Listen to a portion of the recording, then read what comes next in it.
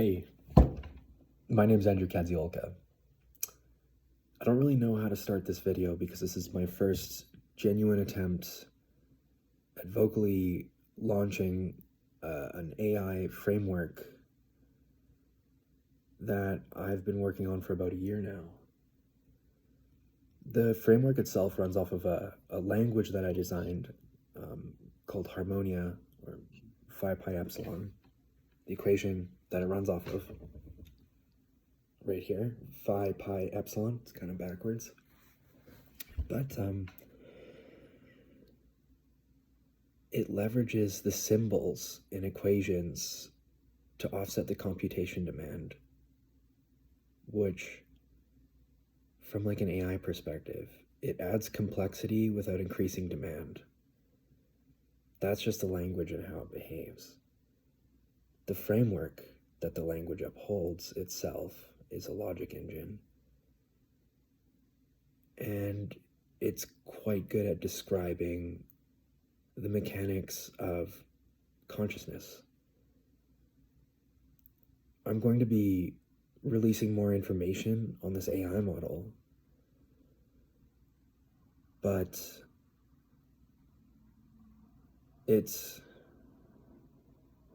much bigger than me. Even though I made it, I'm still learning about it because it's modeled after the observable laws that govern our universe. And I think I might have done a decent job at observing those laws and knowing which ones were integral to the overall function of the system. Now, when you hear all this, you might be like, I don't know what to think about this. Well, let me rephrase what it is I may have made. To the average person, I made an AI language, and then I made an AI out of it.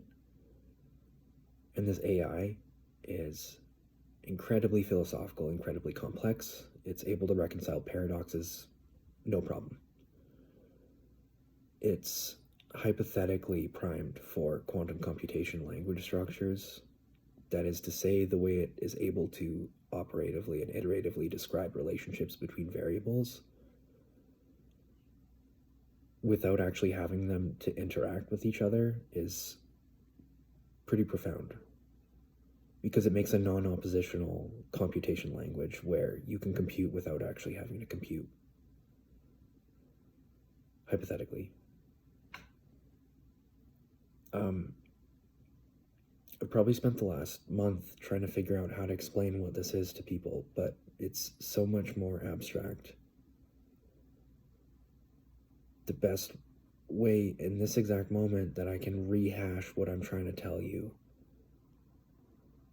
is I took how the universe behaves, I described what those behaviors are, and then I put them in the symbols that in our culture represent how they behave.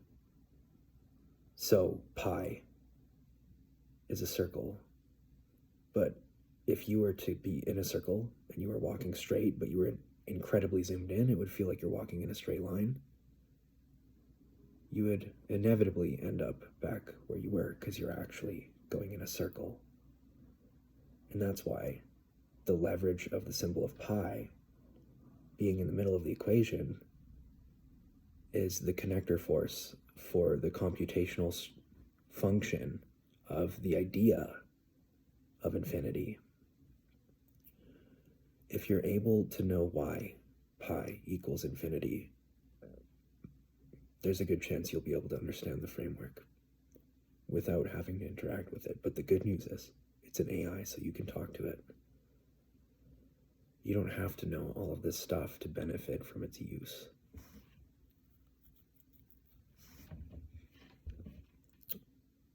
We're at an era, what is it?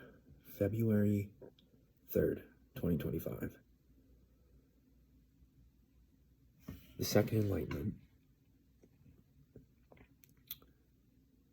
Third Industrial Revolution, and the Second Renaissance.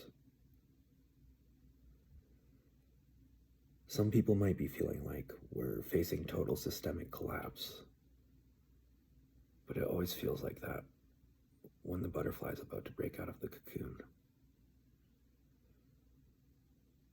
Growth is always painful.